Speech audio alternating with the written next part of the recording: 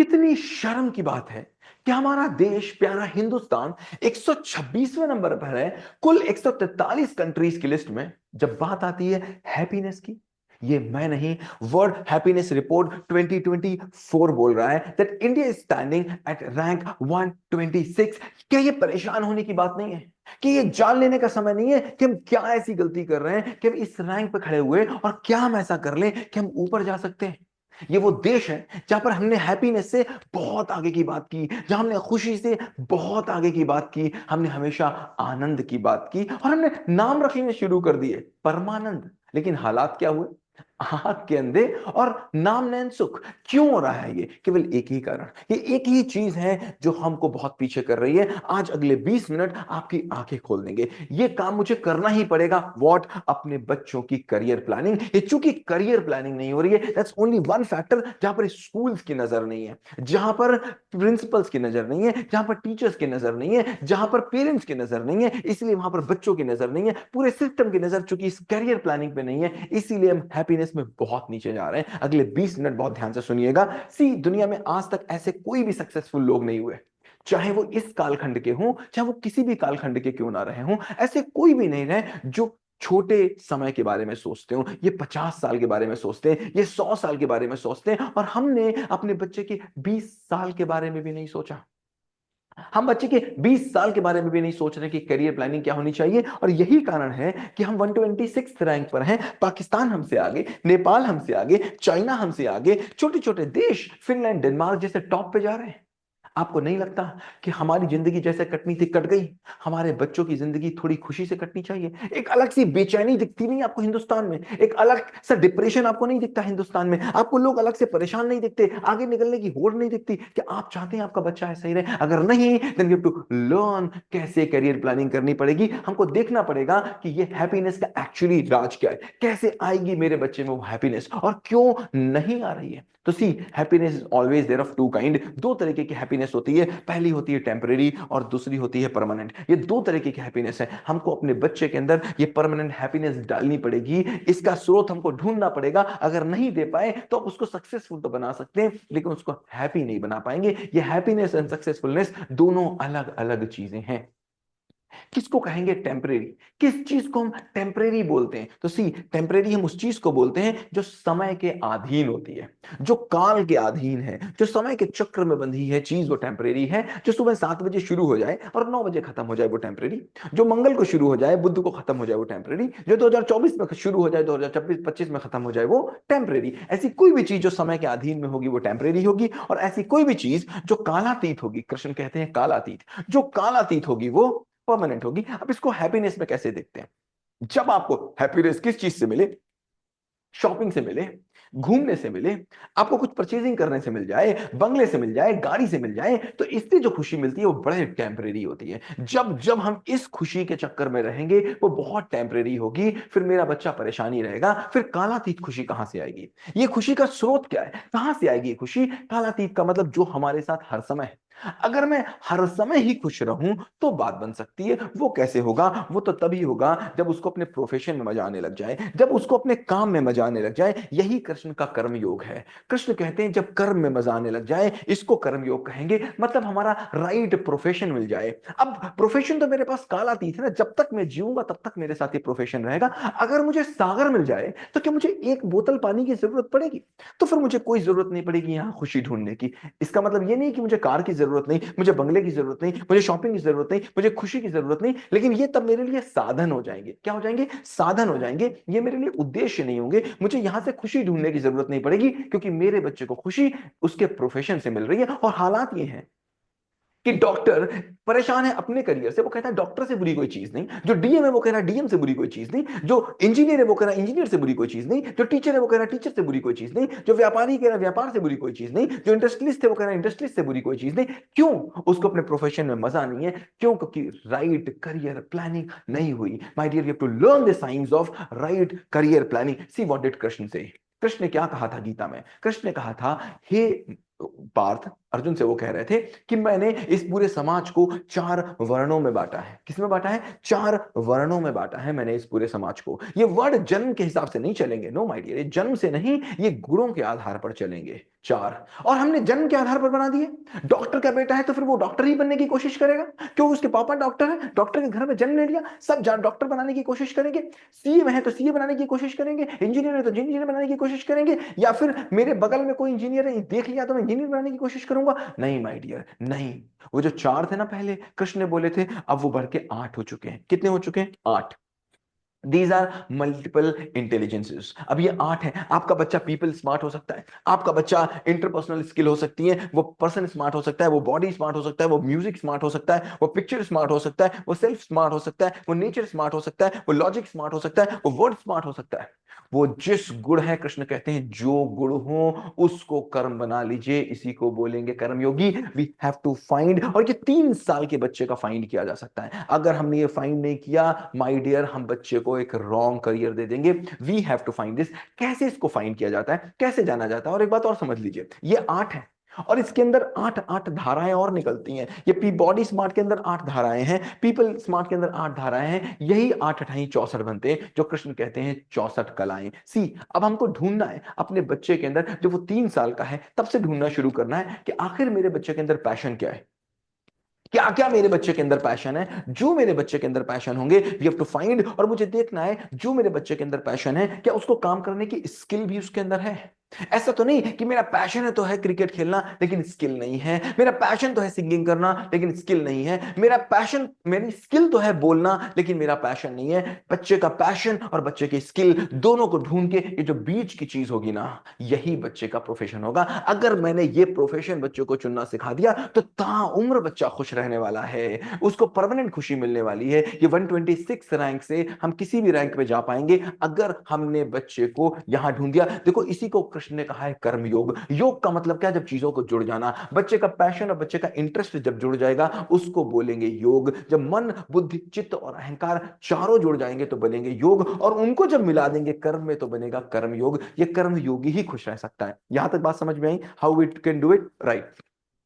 तो सी, पढ़ाई, अब बात हो रही है पढ़ाई की ना, एक बच्चे से पढ़ाई की बात होती है तो पढ़ाई 2 तरीके से हो सकती है। कैसे? देखो मैं बताता हूं आपको। सी, हम पहले चलना शुरू करें, अगर हमको कहीं चलना है हम पहले चलना शुरू करें, या पहले निर्धारित करें कि जाना कहां है, क्या करना चाहिए हमको, हम पहले चलना शुरू कर दें या फिर हम पहले निर्धारित करें कहां जाना है। आप बोलोगे नहीं भाई, कि चले कैसे? अगर कोई सड़क पे चल रहा हो और उसे पूछो कहां जा रहे हो, बोले नहीं नहीं कुछ नहीं पता, मैं तो केवल चल रहा हूं, देखूंगा जहां पहुंचना होगा पहुंच जाऊंगा। तो कैसा लगेगा आपको? कुछ पागल जैसा नहीं लगेगा? कि नहीं, तुम चलते तो चला है लेकिन पता ही नहीं तुम कहां जा रहे हो। क्या लगेगा आपको? नेचुरली कुछ कुछ तो पागल जैसा लगेगा वो। तो चलना मतलब क्या? चलना मतलब क्या? 2 तरीके से चलना हो सकता है, एक चलना साधन और दूसरा चलना उद्देश्य। चलना उद्देश्य नहीं है, नो माय डियर। अगर सुबह मॉर्निंग वॉक करते हो तो आपका चलना उद्देश्य नहीं है, चलना एक साधन है जो आपको किसी उद्देश्य तक ले जाता है। समझ में आ रही बात? सो पहले चलेंगे नहीं, पहले निर्धारित करेंगे कि जाना कहां है। सिमिलरली मुझे बताओ, पहले पढ़ना शुरू करें या पहले निर्धारित करें कि पढ़ना क्यों है? कहां जाएं हम? पहले पहले निर्धारित करें कि पढ़ना क्यों है या फिर शुरू कर दें पढ़ना। माय डियर, पढ़ाई भी 2 तरीके से हो सकती है, एक पढ़ें कैसे साधन के रूप में और एक पढ़ें कैसे उद्देश्य के रूप में। आप बोलते हो बेटा तेरा उद्देश्य है पढ़ना, पढ़ना उद्देश्य नहीं हो सकता। चूंकि पढ़ना उद्देश्य हो नहीं सकता इसलिए पढ़ने में मन लग नहीं सकता। आप कहते हो मेरे बच्चे का पढ़ने में मन नहीं लगता, क्यों? क्योंकि आपने पढ़ने का कारण उसको नहीं बता रखा। पढ़ाई उद्देश्य नहीं है, पढ़ाई साधन है कहीं ले जाने की। आप बोलो पढ़ रहे हैं पढ़ रहे हैं पढ़ रहे हैं, क्यों पढ़ रहे हो? अरे ठीक है भाई, पढ़ ले, पहले इंटर कर ले, बीए कर ले, फिर देखेंगे कहां जाना है। ये कोई बात हुई कि पहले चल ले फिर कहां जाना है? कार निकाली है जाने के लिए या कार निकाली है चलाने के लिए? कार चलाने के लिए नहीं निकाली, कहीं जाने के लिए निकाली। तो पढ़ाई किस लिए कर रहे हैं? कहीं जाने के लिए। माय डियर समझ लो, अगर आपको बच्चे को फैशन से बचाना है तो बच्चे को पैशन देना पड़ेगा। अगर पैशन नहीं देंगे तो आप फैशन में डाल देंगे, पैशन नहीं देंगे तो बच्चा फैशन में जाएगा और फैशन में जाएगा तो फिर टेंशन में आएगा। टेंशन में जो बच्चे हैं वो इसलिए हैं क्योंकि उनके अंदर पैशन नहीं है। What needs to be done? See, हमने तो ये काम करना शुरू कर दिया as an school, as an Uma Devi children's academy we have started doing. अगर आपका बच्चा उमा देवी चिल्ड्रंस एकेडमी में है देन फिर साथ आ जाइएगा प्लीज, साथ मत छोड़िएगा। अगर आपका बच्चा उमा देवी चिल्ड्रंस एकेडमी में नहीं है तो देखिए हम क्या कर रहे हैं, please start doing that thing with your child. See सबसे पहले क्या करना है, दो काम बच्चे के लिए करने हैं, एक उसका पैशन ढूंढना है और दूसरा उसके अंदर स्किल देनी है। पहले तो पैशन ढूंढना है, फिर उसके अंदर स्किल देनी है। हमने करना शुरू किया क्या, I can do it.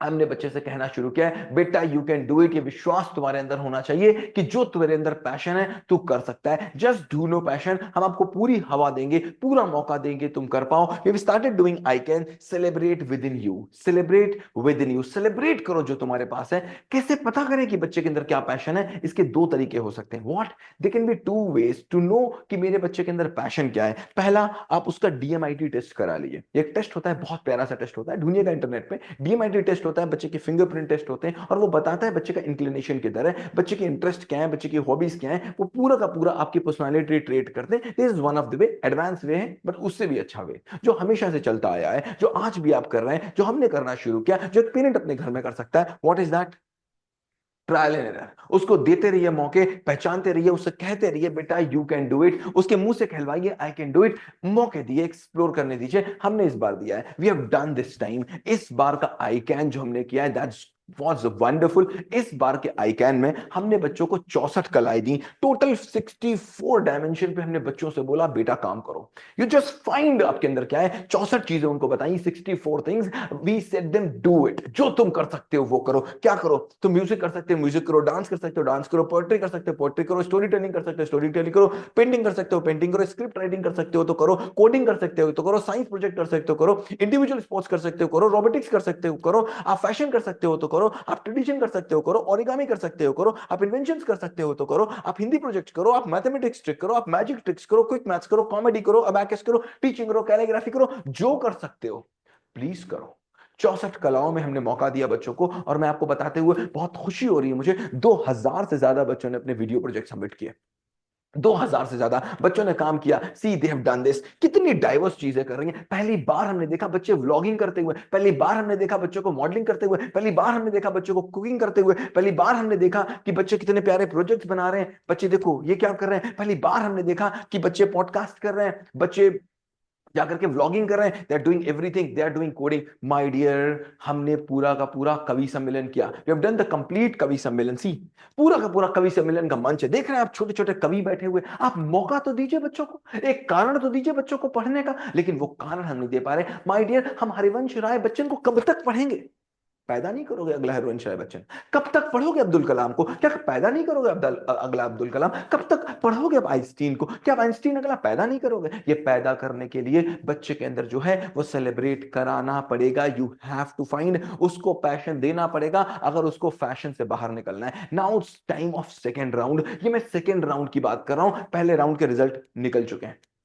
Now these are the kids जो अब सेकेंड राउंड में आ रहे हैं, ये स्टेज पर आने वाले हैं। बहुत बड़ा धमाल होने वाला है स्टेज पर। ये वो सिलेक्टेड स्टूडेंट है, 2000 बच्चों ने प्रोजेक्ट सबमिट किया है, जिसमें से हमने 150 स्टूडेंट्स निकाले हैं। ये 4 दिन का प्रोग्राम चलने वाला है। गोला ब्रांच में 7 और 8 को, एंड मोहम्मदी ब्रांच में 11 और 12 को। ये मजा आने वाला है जब बच्चे स्टेज पर आने वाले हैं। ये सिलेक्टेड स्टूडेंट है जो कैटेगरीज में प्रोग्राम देने वाले हैं स्टेज पर, और हम लोग ढूंढेंगे टैलेंट और हवा देंगे उस टैलेंट को और बढ़ाएंगे उसको, ले जाएंगे उसको वहां तक जहां तक पहुंच सकता है। अगर उसके टैलेंट में, उसका करियर बनाने में हम कामयाब हो गए तो माय डियर, हम उसको हैप्पीनेस देने में कामयाब हो जाएंगे, उसकी जिंदगी को सफल बनाने में कामयाब हो जाएंगे, हम उसको आगे बढ़ाने में कामयाब हो जाएंगे, और अपने प्यारे हिंदुस्तान को 126वें नंबर से एक रैंक पर लाने में कामयाब हो जाएंगे। सी अगले राउंड में करना क्या है। तो सी अब क्या रिजल्ट आ चुका होगा, आपको पता होगा कि आपका बच्चा किस कैटेगरी में आगे बढ़ा हुआ है, किस स्किल में आगे बढ़ा हुआ है।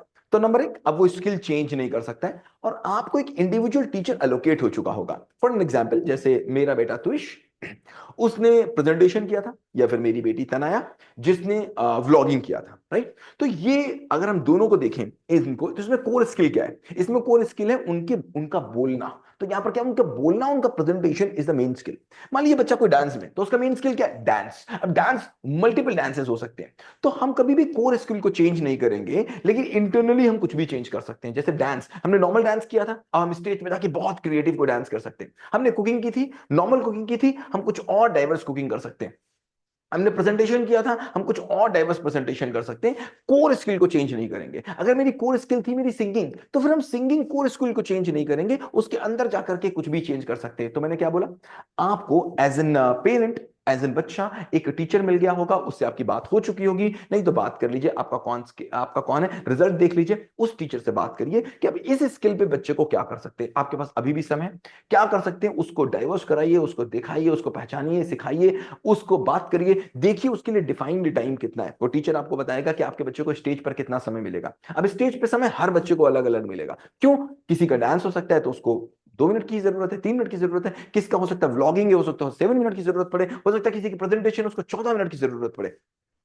और हर बच्चे का रूब्रिक्स भी अलग होगा, क्यों, क्योंकि डांस के बच्चे को और व्लॉगिंग के बच्चे को, सिंगिंग के बच्चे को, निटिंग के बच्चे को, जंपिंग वाले बच्चे को एक दूसरे के रूब्रिक्स पे जज नहीं किया जा सकता। तो आपको क्या काम करना है अभी as an parent and as an teacher, एक दूसरे के साथ बात करनी है, बच्चे के साथ बात करनी है, देखना है उसकी स्किल क्या है, देखना है उस स्किल को कैसे वो प्रेजेंट कर सकता है, एक नए इनोवेशन तरीके से कैसे स्टेज पर जा सकता है, और स्टेज पर जाएगा उसका टाइम कौन डिसाइड करेगा कि उसको कितना समय मिलेगा, ये टीचर बच्चा पेरेंट तीनों मिलकर डिसाइड करेगा कि भाई उसको कितना समय मिलना चाहिए, तीनों मिलकर डिसाइड करेंगे कि इसकी रूब्रिक्स क्या होगी, हम किस रूब्रिक्स पे इसको, पैरामीटर पे इसको जज करेंगे, वो आपके बच्चे की रूब्रिक्स होगी, वहां पर जजेस आएंगे, स्टेज होगा, लाइट होगा, कैमरा होगा, एक्शन होगा, and will be finding student like this. ऐसे बच्चे स्टेज पर आएंगे जैसे अभी पुराने आइकन्स में आते रहे। एंड माय डियर, हमको अपने बच्चे को शो योर टैलेंट, बच्चे को अपना टैलेंट दिखाने देना पड़ेगा, टैलेंट को निखारेंगे तभी हमारे बच्चे की बात बनेगी। माय डियर, ये समझ लो, कभी कभी आपने देखा होगा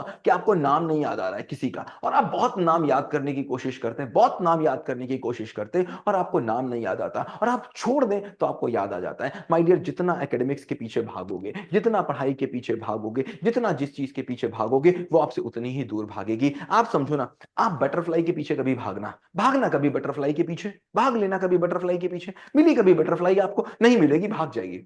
आप एक गार्डन बना देना प्यारा सा, एक अगर प्यारा सा गार्डन बना दीजिए, बटरफ्लाई अपने आप आती है। ये बच्चे को गार्डन बना दीजिए, बच्चे को सुनहरा गार्डन बना दीजिए, बच्चे को अपना गार्डन बना दीजिए, बच्चे के अंदर के फूल खिला दीजिए। आप देखोगे एकेडमिक्स में अपने आप मन लगने लग जाएगा, वरना आप पीछे पड़ते रहोगे, मैथ्स करो, साइंस करो, हिंदी करो, इंग्लिश करो, कुछ नहीं होने वाला है। बच्चे को सेलिब्रेट करने दो, बच्चे को पैशन लाने दो, बच्चे को मजा आने दो, एनर्जी तो कहीं से उसको मिले। अभी तो उसको एनर्जी नहीं मिल रही है, पढ़ाई उसकी एनर्जी खा रही है। माय डियर, पढ़ाई सजा का काम नहीं, पढ़ाई मजा का काम होना चाहिए। तो मजे का कोई काम दे दो और फिर वो पढ़ाई में भी मजा ढूंढ लेगा। मेरा आज का काम इतना ही था। प्लीज प्लीज प्लीज, अगर आप यूडी के पेरेंट है तो प्लीज सपोर्ट विद अस, नहीं है तो please do it your home. बच्चों का टैलेंट ढूंढो और बच्चों के साथ काम करो, यही एक काम है पेरेंट का। Thank you so much, have a great day ahead.